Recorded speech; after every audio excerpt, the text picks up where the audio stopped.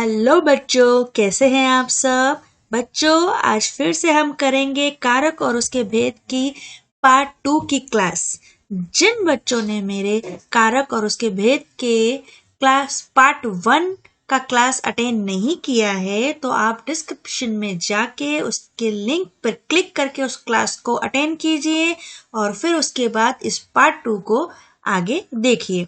तो चलिए हम आगे बढ़ते हैं कारक की क्लास में। तो नंबर 4 पे हमने 1 से 3 तक आगे कर लिए हैं।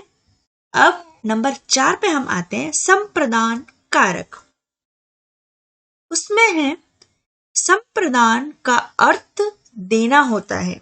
जब वाक्य में किसी को कुछ दिया जाए या किसी के लिए कुछ किया जाए तो वहां पर संप्रदान कारक होता है। संप्रदान कारक के विभक्ति चिन्ह के लिए या को है। यहां चिन्ह क्या है? या को है।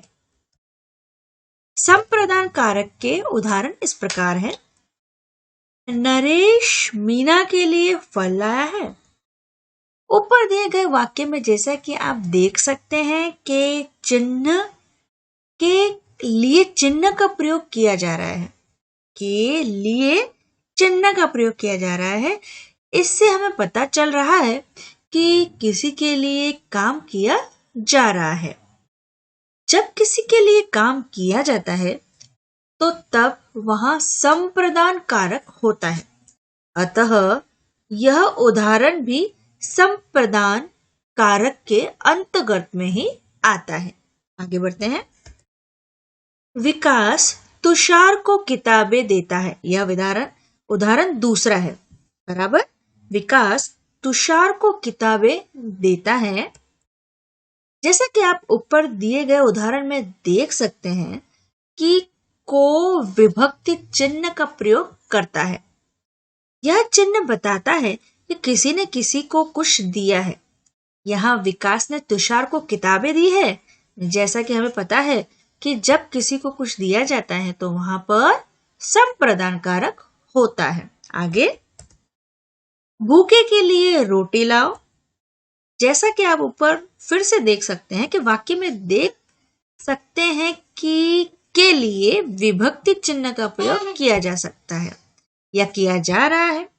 यह चिन्ह हमें बताता है कि किसी के लिए काम किया जा रहा है एवं जब किसी के लिए काम किया जाता है तो वहां संप्रदान कारक होता है। यहाँ पर भूखे के लिए रोटी लाई जा रही है। अतः यह उदाहरण संप्रदान कारक के अंतर्गत में ही आता है। आगे। संप्रदान कारक के कुछ अन्य उदाहरण इस प्रकार से है।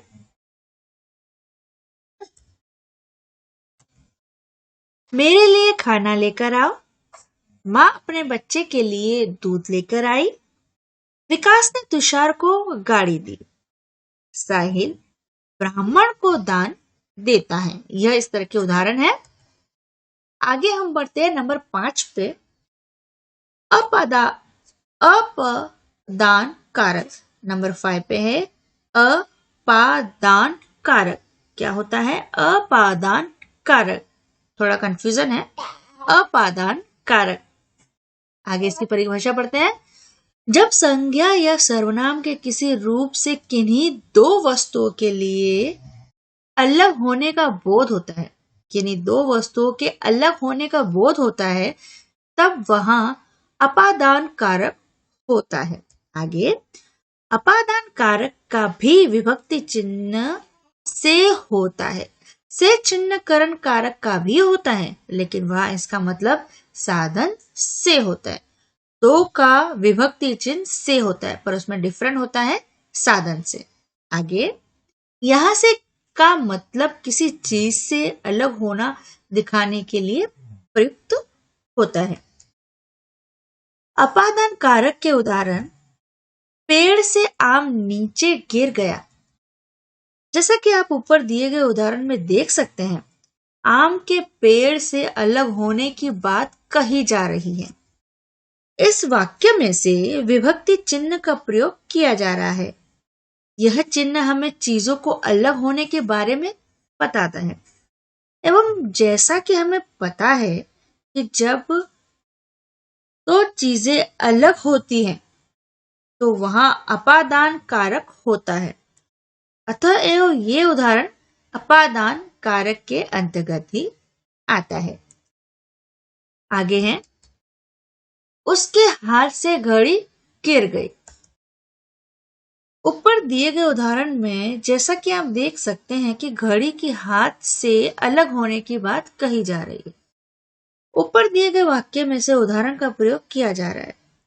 से चिन्ह अपादान कारक का विभक्ति चिन्ह होता है एवं किसी चीज का दूसरी चीज से अलग होने का बोध कराता है, या यह हमें हाथ से घड़ी के अलग होने का बोध करा रहा है। अतः यह उदाहरण अपादान कारक के अंतर्गत ही आएगा।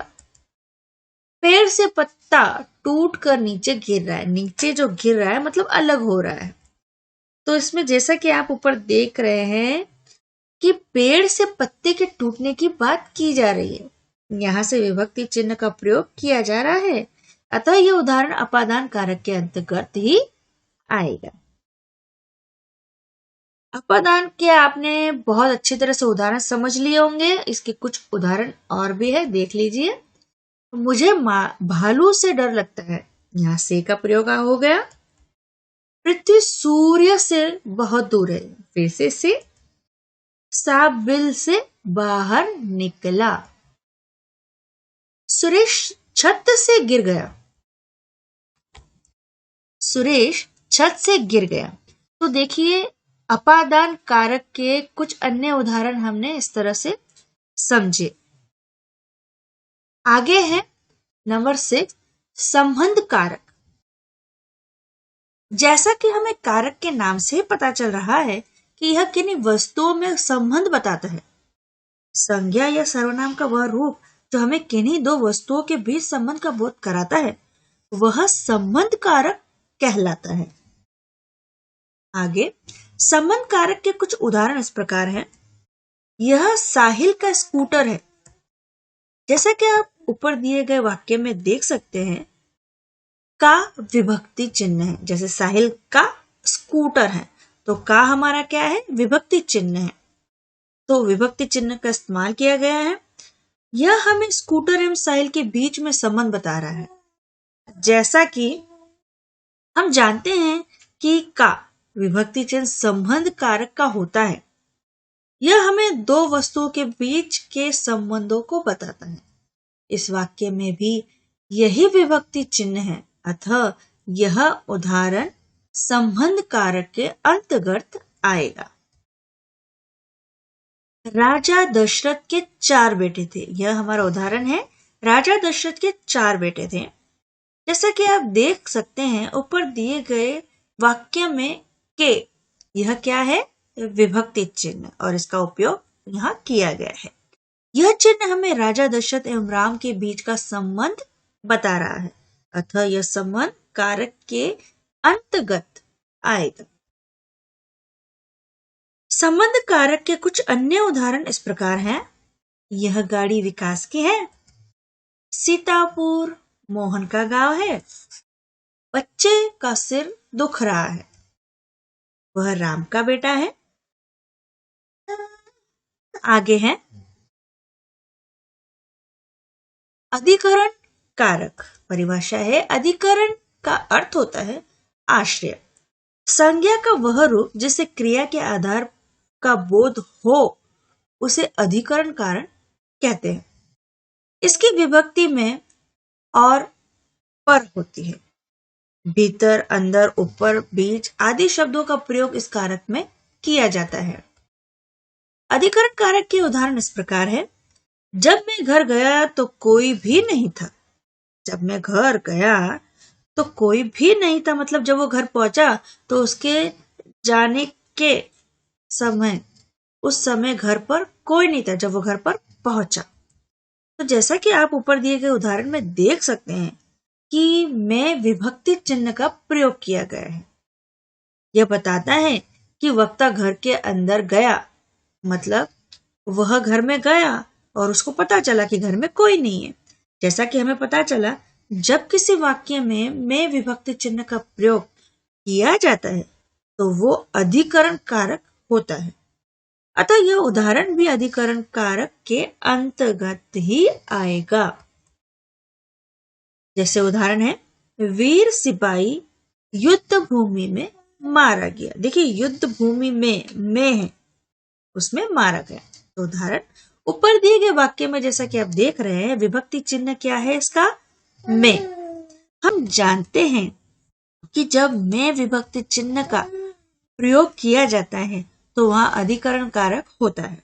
यहाँ में चिन्ह से हमें वीर सिपाही के युद्ध भूमि में होने जा बोध हो रहा है, मतलब वहां वो है, उसका बोध हो रहा है हमें। अतः यह उदाहरण अधिकरण कारक के अंतर्गत आता है।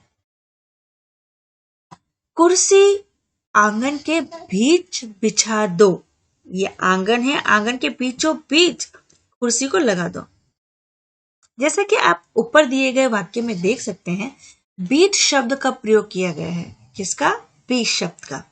जब यह शब्द प्रयोग किया जाता है तो वह अधिकरण कारक होता है। यहाँ बीच शब्द से कुर्सी के आंगन के बीच होने का बोध हो रहा है। अतः यह उदाहरण अधिकार कारक के अंतर्गत आएगा। आगे अधिकरण कारक के कुछ अन्य उदाहरण इस प्रकार हैं, हम देखेंगे। महाभारत का युद्ध कुरुक्षेत्र में हुआ था। कहाँ हुआ था? कुरुक्षेत्र में हुआ था। दूसरा है, वह रोज सुबह गंगा किनारे जाता है। कहाँ जाता है? गंगा के किनारे। फ्रिज में आम रखा हुआ है। फ्रिज में आम रखा हुआ है। वह पहाड़ों के बीच में है ना, बीच का बोध हो रहा है। अंतिम हमारा है नंबर 8, संबोधन कारक। तो इसकी परिभाषा है, संज्ञा या सर्वनाम का वह रूप जिससे किसी को बुलाने, पुकारने या बोलने का बोध होता है तो वह संबोधन कारक कहलाता है। संबोधन कारक की पहचान करने के लिए यह चिन्ह लगाया जाता है। देखिए, चिन्ह निशान लगाया हुआ यहाँ पे। इसका बोध आगे हम पढ़ेंगे तो आपको पता चल जाएगा। संबोधन कारक अरे, हे, अजी आदि विभक्ति चिन्ह होते हैं। संबोधन कारण के उदाहरण कुछ इस प्रकार है। हे ईश्वर, मेरे साथ ही ऐसा क्यों होता है? ऊपर दिए गए वाक्य में जैसा कि आप देख सकते हैं, हे विभक्ति, हे जो है वो क्या है? हमारी विभक्ति चिन्ह का प्रयोग है। जैसा कि हम जानते हैं कि हे शब्द किसी के संबोधन के लिए प्रयोग किया जाता है। यहाँ वक्ता के शब्द ईश्वर के लिए प्रयोग कर रहा है। यहाँ ईश्वर का संबोधन हो रहा है, अतः यह उदाहरण संबोधन कारक के अंतर्गत ही आएगा। हे अर्जुन, तुम्हें यह काम अवश्य करना चाहिए। ऊपर दिए गए वाक्य में जैसा कि आप देख सकते हैं, हे विभक्ति चिन्ह का प्रयोग किया गया है। यह चिन्ह जैसा कि हम जानते हैं कि किसी का संबोधन के लिए प्रयोग किया जाता है। यहाँ यह शब्द का प्रयोग करके अर्जुन का संबोधन हो रहा है। उसे किसी प्रकार का काम करने की बात कही जा रही है। अतः